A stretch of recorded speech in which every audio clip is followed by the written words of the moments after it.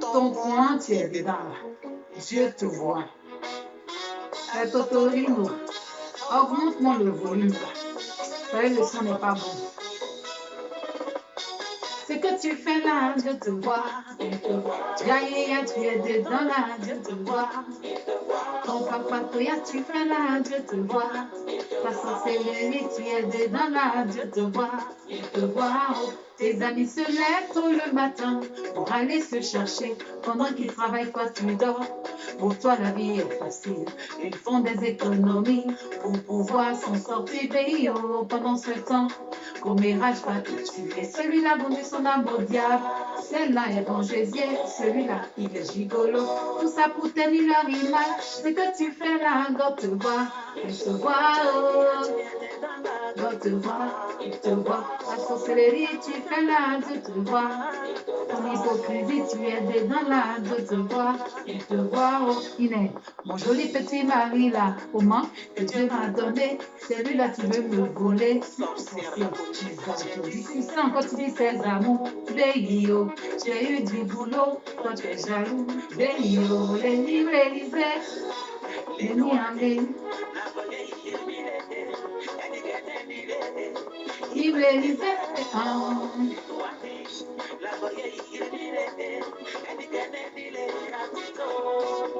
À bout des carottes, il se va pour sa kéhi, Baudry kéhi, Jos kéhi, Nita kéhi, Davis kéhi, Avram kéhi, Emmanuel kéhi, Samuel Zek kéhi. À un moment donné, soyons conscients pour la génération consciente. C'est de ça qu'il s'agit. Si tu es d'accord, abonne-toi à ma chaîne YouTube. Ma petite étoile qui brille là, Asia, tu veux l'éteindre, pourtant tu es au sommet. J'ai galéré pour m'en va sortir, faut sciencer en pro pour me libérer. Ce que tu fais là, je te vois. Jaïa, tu es dedans là, je te vois. Ton hypocrisie, tu fais là, Dieu te voit. Ta sorcellerie, tu es dedans là, Dieu te voit. Il te voit, oh. Il te voit. Il te voit. Il te voit, oh. Il te voit. Il te voit. Il te voit. Il te voit. Il te voit. Allez, bonsoir, bonsoir les amis. Bonsoir à tous. Je suis Anita Guichou, connue sous le nom de Kéhi. Je viens par le biais de cette vidéo aborder un sujet très important. Le thème de mon sujet, c'est la jalousie. Mais avant de commencer, je vous demande massivement de partager cette vidéo, de vous abonner à ma chaîne YouTube, ainsi que mon compte Facebook, afin que vous soyez les premières personnes à être informées dès que je mettrai une vidéo en ligne. Sans plus tarder, qu'est-ce que c'est qu'une jalousie? Dans mes recherches, la définition que j'ai trouvée, il y en a deux sens. Le premier sens, on me dit que la jalousie est treillis de bois ou de métal au travers duquel l'on peut voir sans être vu. Je vais donner, c'est-à-dire un exemple tout simple pour que chacun de nous comprenne. Voilà. C'est quoi un treillis de bois? Un treillis de bois, ce sont des bois entremêlés au fait, que généralement on peut utiliser pour faire plusieurs choses. On peut utiliser pour faire la décoration d'une maison, pour cacher les imperfections. Par exemple, les trous qui se trouvent dans des murs. Pour cacher cette imperfection, on peut prendre cette treillis de bois là pour faire sous forme de déco. On voit sans décoration, mais c'est pour cacher l'imperfection derrière. Je vais pousser un peu l'exemple. Dans des forêts, nous avons plusieurs bois entremêlés au fait. Que les gens se cachent, les coupables se cachent derrière pour observer au fait leurs victimes qui passent sur les chemins au fait.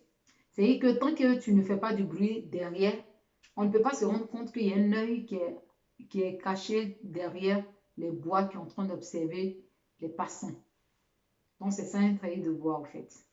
Le deuxième sens, on me dit que la jalousie est une émotion secondaire qui représente des pensées et sentiments d'insécurité, de peur et d'ancienneté concernant la perte, anticipée ou pas, d'un statut, d'un objet ou d'un lien affectif ayant une importante valeur personnelle. On me dit que la jalousie, la jalousie est familièrement liée aux relations humaines. Je vais donner encore un exemple tout simple pour qu'on me comprenne. Au fait, on me dit que une personne qui est jalouse est quelqu'un, au fait, qui pense psychologiquement et dans le cœur. La personne a peur de quelque chose, de se sentir en sécurité. Donc, pour se sentir en sécurité, cette personne anticipe, prend de l'avance, au fait, en ayant un comportement qui va t'emmener à te freiner dans le sens de gagner sa sécurité personnelle. Donc, la jalousie est d'abord quelque chose qu'on mûrit psychologiquement dans le cœur et à la longue, ça sort. Je vais développer ça et ça sort à l'extérieur. Je vais développer ça dans mon sujet. Bon, ça, c'est le deuxième sens. Donc, vous savez, les amis, comme je le dis toujours dans la vie, certaines personnes jalouses, au fait, trouvent des prétextes pour voiler, pour camoufler, au fait, leur jalousie qu'ils ont pour autrui. En tenant souvent des propos, moi, être jalouse de cette personne, moi, être jaloux de celui-ci, de celle-là. J'ai une grande maison, je suis mariée légalement, j'ai des enfants, j'ai des voitures, j'ai toutes mes réalisations. Donc, je ne peux pas en aucun cas jalouser quelqu'un qui n'a pas les moyens. Oui, mon frère, ma soeur, mon ami, tu as tout ça. Oui. Mais laisse-moi attirer ton attention pour dire qu'il se cache une jalousie derrière ce genre d'attitude, de comportement, dans le sens où, comment vous pouvez imaginer, au fait, une personne qui a tout ça, qui a tous ses biens là, mais qui jalouse une personne piétonne, qui n'a pas de voiture, quelqu'un qui a un vélo, une personne qui est dans un studio. Selon la définition, après réflexion, avec l'œil extérieur, excusez-moi, j'ai compris que la jalousie a deux volets. Le premier volet est d'ordre spirituel. J'explique, c'est-à-dire que, je m'explique, c'est-à-dire que une personne peut avoir quelque chose derrière lui. Bon, quand je dis quelque chose, je veux dire son esprit peut ne pas être compatible avec une autre personne. Quand c'est comme ça, il y a répulsion, en fait, il n'y a pas attraction. Excusez-moi. Il y a répulsion, il n'y a pas attraction. Parce que quand vous avez des mêmes centres d'intérêt, il y a un feeling qui passe, au fait. Voilà. Mais quand deux personnes, pour rien comme ça, tu arrives dans un endroit, tu n'as pas fait du mal à quelqu'un, tu n'as pas manqué de respect à quelqu'un et la personne n'aime pas ta tête, comme on le dit là. La personne est jalouse de toi. J'attire l'attention de tout un chacun pour dire que, mon frère, ma soeur, si tu as ce genre d'attitude, tu es jaloux. Et j'ai compris que la jalousie est à un pas de la sorcellerie. Comme je dis toujours, les amis, de vous à moi, dans la définition, au fait, du mot jalousie là, est-ce que vous avez entendu que la jalousie avait quelque chose à voir avec le rang social ou encore le matériel? Ben non. La jalousie n'a rien à voir avec tout ça, avec le matériel, avec le rang social. La jalousie, on nous dit que c'est un sentiment. Qu'est-ce que c'est qu'un sentiment? Dans mes recherches, on me dit les sentiments. Le sentiment, en fait, est conscience plus ou moins claire, connaissance comportant des éléments affectifs et intuitifs, c'est-à-dire le sentiment de se sentir seul, au fait, comme je disais précédemment, de se sentir seul, que le sentiment, c'est la capacité d'apprécier, au fait, un certain nombre de choses ou de valeurs. Vous comprenez? Donc, la jalousie a deux volets pour ma part. Le premier volet, il est dans un bon sens. Le deuxième volet, il est dans un mauvais sens. D'ailleurs, le bon sens, certaines personnes dans la vie de tous les jours sont en train de faire des nuits blanches, cogiter comment ils vont faire pour réaliser des choses qui vont être bénéfiques pour autrui ou pour leur propre bien. Pendant ce temps, il y a des gens qui sont en train de cogiter comment ils vont faire pour arnaquer les gens, pour être malhonnêtes envers les gens. Donc, vous voyez les amis, comme je dis tout ce que nous vivons au quotidien, en fait, est bien et belle biblique. Il y en a plusieurs versets bibliques qui parlent de jalousie. Mais parmi tous ces versets-là, il y a un seul qui a attiré mon attention. Et je veux le partager avec vous. Il est tiré, excusez-moi, de Genèse chapitre 4, le verset 1 à 12. Genèse 4, le verset 1 à 12. C'est l'histoire de Caïn et Abel. Je suppose que chacun de nous a déjà entendu cette histoire. Mais je veux la partager avec vous. Père, je bénis ton nom pour ta parole sur laquelle je vais m'appuyer pour développer mon sujet. Prends le contrôle, efface ma petite personne. Donne-nous la capacité de comprendre la révélation de ta parole au nom de Jésus. Amen. De son union avec Adam, son mari, Ève devint enceinte. Elle mit au monde Caïn et dit alors, « J'ai fait un homme grâce au Seigneur. » Elle donna aussi le jour au frère de Caïn, Abel. Abel fut berger et Caïn cultivateur. Au bout d'un certain temps, Caïn apporta des produits de la terre en offrande pour le Seigneur. Abel, de son côté, apporta en sacrifice des agneaux premiers-nés de son troupeau, dont il offrit au Seigneur les meilleurs morceaux. Le Seigneur accueillit favorablement Abel et son offrande, mais non pas Caïn et son offrande. Caïn en éprouva un profond dépit. Il faisait triste mine. Le Seigneur lui dit, « À quoi bon te fâcher et faire si triste mine? Si tu réagis comme il le faut, tu reprendras le dessus.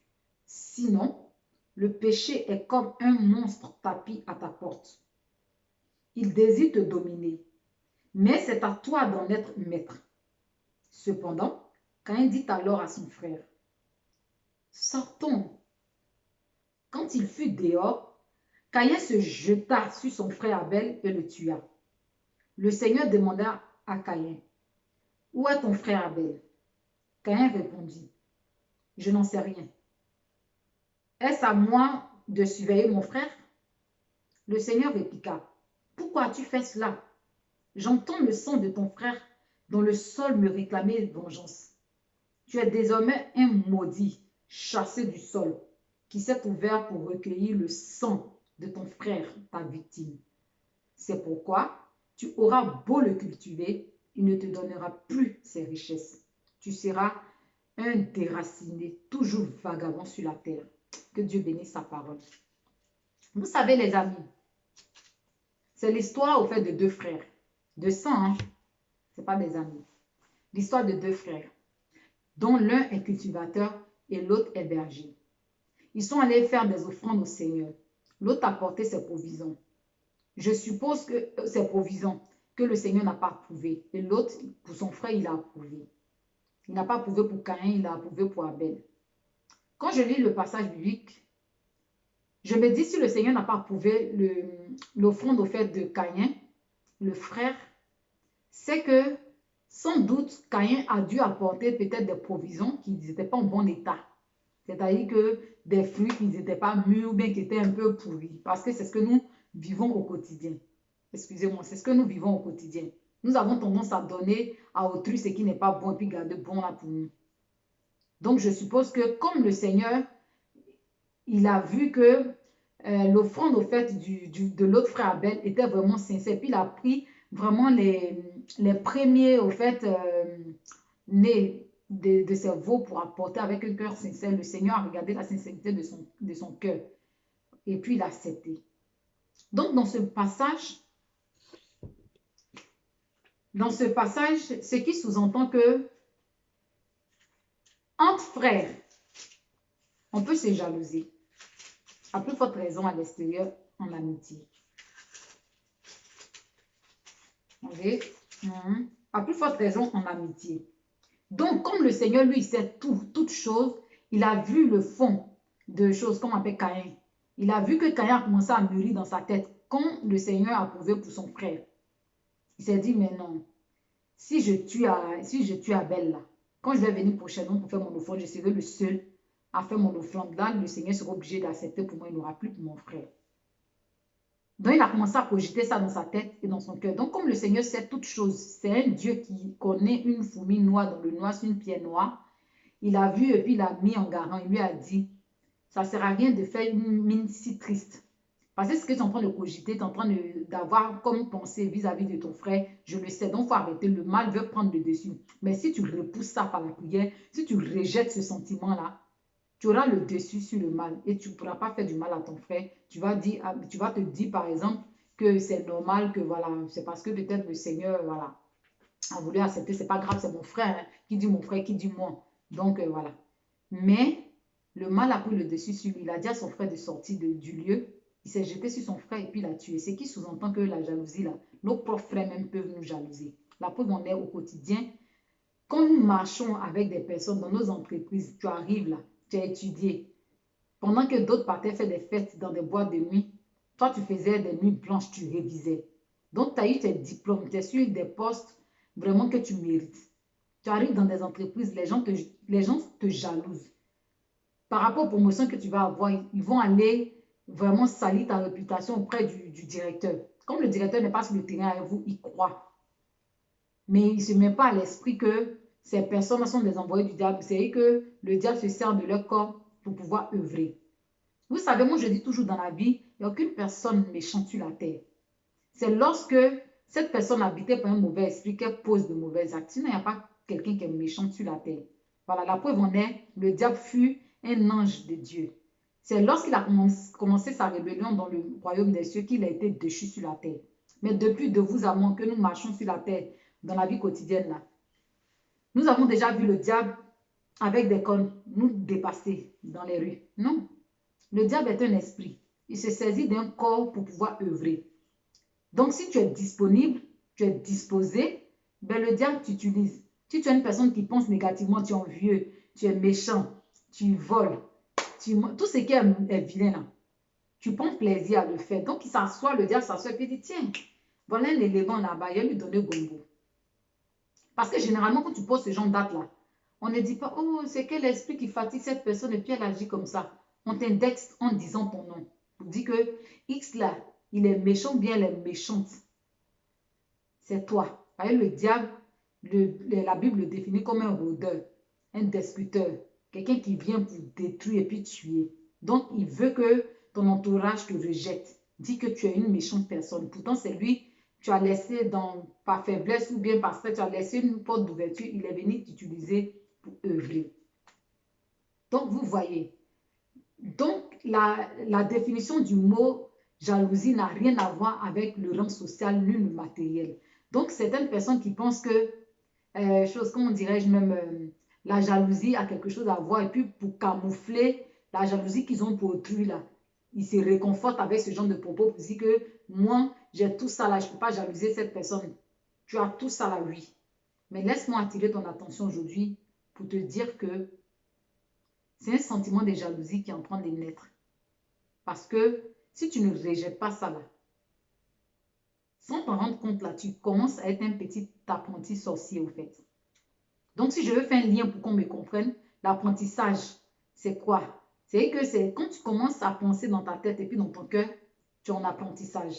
Quand on fait un apprentissage, à la longue, c'est pour sortir de l'apprentissage pour être un employé. Non seulement tu changes de statut, tu changes de fonction et tu changes de salaire. Donc, ça veut dire que tu as pensé dans ta tête, tu as mis dans ton cœur. Et après, la jalousie, c'est quelque chose qui naît psychologiquement dans la tête, dans le cœur, et à la longue, il y a une graduation. C'est-à-dire que ça évolue. Et après, ça sort de l'intérieur pour venir à l'extérieur par des comportements et des propos. Donc, souvent, nous voyons des personnes jalouses comme ça, qui tiennent des propos pour frustrer les gens. C'est quelque chose qu'on mûrit dans l'esprit, dans le cœur. Et comme ça sort maintenant à l'extérieur, ils sortent de leur stade d'apprentissage maintenant à professionnel. C'est en ce moment-là, quand ils vous voient, celui-là, je le déteste. Oh, mais elle m'énerve cette fille ou bien il m'énerve ce garçon. Ce monsieur-là, je ne sais pas, je n'aime pas sa tête. On tient ce genre de propos. Et ces personnes-là, pour vous rabaisser souvent, quand vous êtes en groupe comme ça, là, ils essaient de vous frustrer en public. Tout simplement parce qu'ils n'aiment pas votre tête. Donc, ils commencent maintenant à salir vos réputations. Donc, ça commence intérieurement et après, ça ressort dans le comportement et dans les propos. Donc, vous voyez, c'est pourquoi Dès que ce sentiment-là naît, il faut vraiment le rejeter au fait. Il faut vraiment le rejeter. Parce que Dieu a réveillé, c'est que de la même manière qu'aujourd'hui, là, la technologie s'est développée. Là. C'est de cette même manière que le diable en train de voir, il suscite la jeunesse. La jeunesse, il veut l'emmener, il veut emmener cette jeunesse-là avec lui à l'enfer.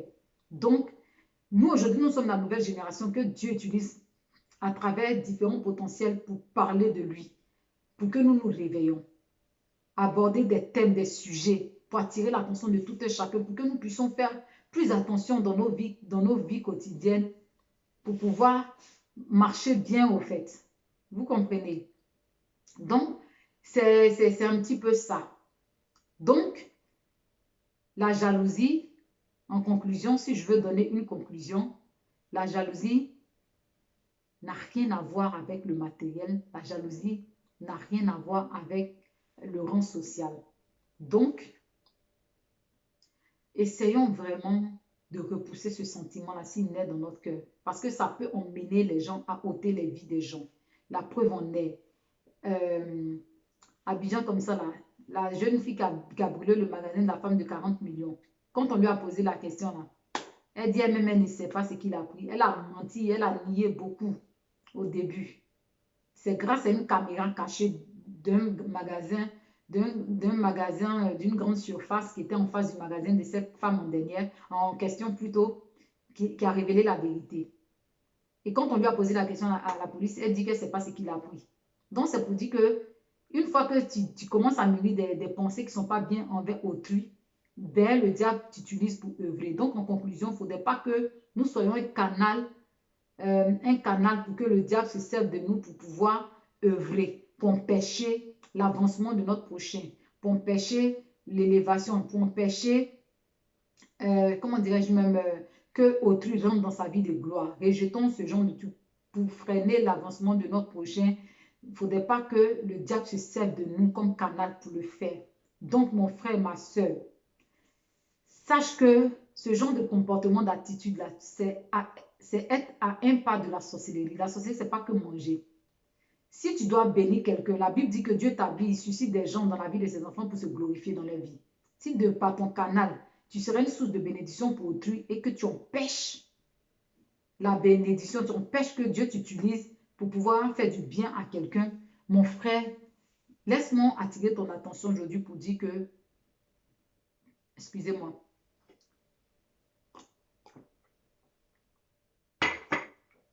tu n'es pas loin de la sorcellerie. Donc, j'attire ton attention.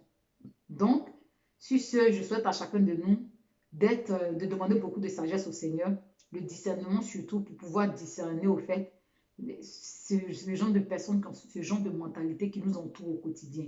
Franchement, changeons de mentalité. Ça nous fera du bien. Donc, n'hésite pas à partager cette vidéo massivement. Ne la garde pas pour toi seul. Abonne-toi à ma chaîne YouTube, à mon compte Facebook, afin que tu sois le premier ou la première à être au courant dès que je mets une vidéo. Sur ce, je souhaite à chacun de nous de passer une très bonne soirée. Bisous!